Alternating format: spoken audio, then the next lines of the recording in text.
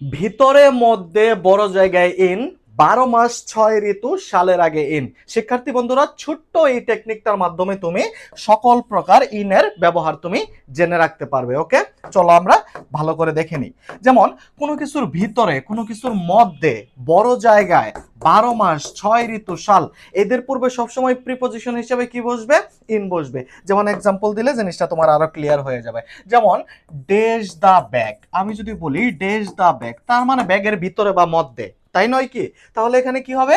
In the bag. আবার যদি বলি dash the classroom, dash the classroom, তাহলে ভাইয়া তুমি কি বলবা? In the classroom. এখন বড় জায়গা তোমার সাপেক্ষে তুমি কল্পনা করতে পারো, তুমি ঢাকাকেও বড় জায়গা বলতে পারো, চট্টগ্রামকেও বড় জায়গা বলতে পারো, বা বাংলাদেশকেও বড় জায়গা বলতে পারো। ধরো আমি বললাম দেশ বাংলাদেশ, তাহলে কি হইলো?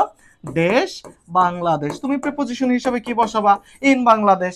তারপর 12 মাস, জানুয়ারি টু ডিসেম্বর যতগুলা মাস আছে তার পূর্বে তুমি কি বসাবা? ইন বসাবা। তাহলে জানুয়ারি বললেও যা, ডিসেম্বর বললেও তা, মানেটা একই। ওকে, তারপর 6 ঋতু, 6টা ঋতু বা সিজন, তার পূর্বে সবসময় বা কি বসাবা?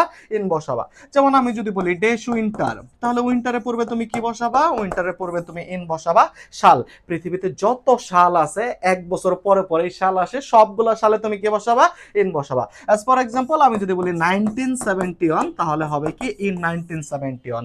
আশা করি আমাদের যে টেকনিকটা ছিল যে ভিতরে মধ্যে বড় জায়গায় ইন, 12 মাস 6 ঋতু সালের আগে ইন, এই টেকনিকটা দিয়ে তুমি ইন রিলেটেড সকল প্রিপজিশন আজকের পর থেকে নির্ণয় করতে পারবা। থ্যাংক ইউ সবাইকে।